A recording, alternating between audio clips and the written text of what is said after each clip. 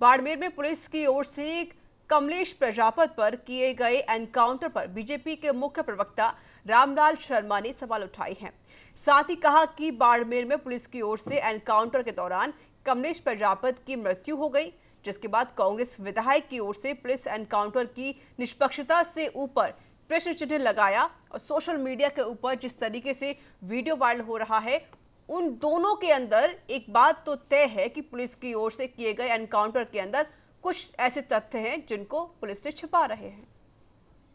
बाड़मेर में पुलिस के द्वारा एनकाउंटर के दौरान कमलेश प्रजापत की मृत्यु और उसके उपरांत कांग्रेस पार्टी के विधायक मदन प्रजापत के द्वारा पुलिस एनकाउंटर की निष्पक्षता के ऊपर प्रश्नवाचक चिन्ह लगाना और सोशल मीडिया के ऊपर जिस तरीके से वीडियो वायरल हो रहे हैं,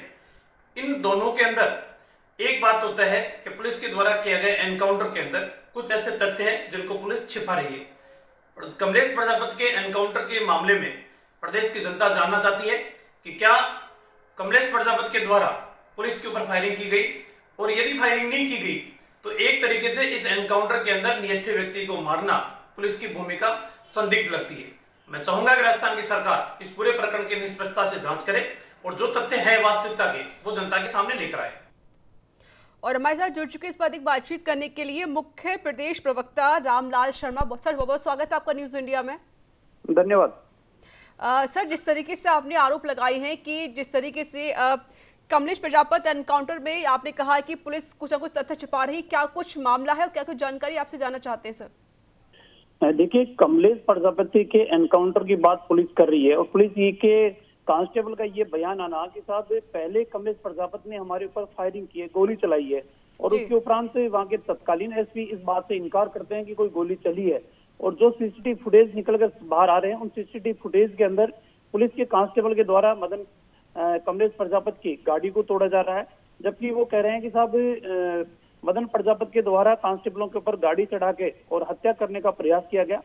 और उसी पार्टी के कांग्रेस पार्टी के विधायक मदन प्रजापत के द्वारा भी इस एनकाउंटर के ऊपर ये कहना कि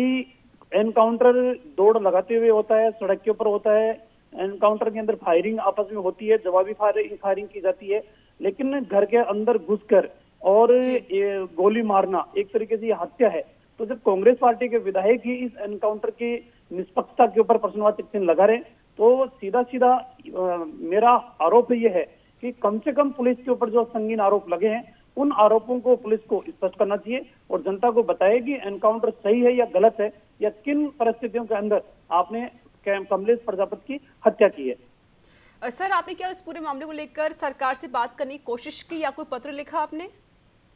जी, आज हमारे उपनेता राजेंद्र राठौड़ जी ने भी इस एनकाउंटर के ऊपर सवालिया निशान खड़े किए हैं और उन्होंने भी कुछ बातें स्पष्ट की है कि कम से कम पुलिस ये बताए कि इस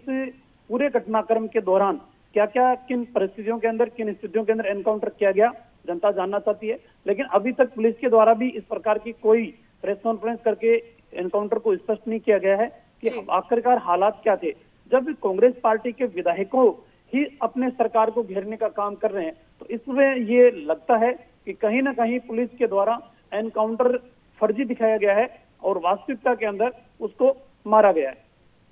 चलिए सर, बहुत बहुत शुक्रिया हमसे बातचीत करने के लिए, अपनी बात को साझा करने के लिए।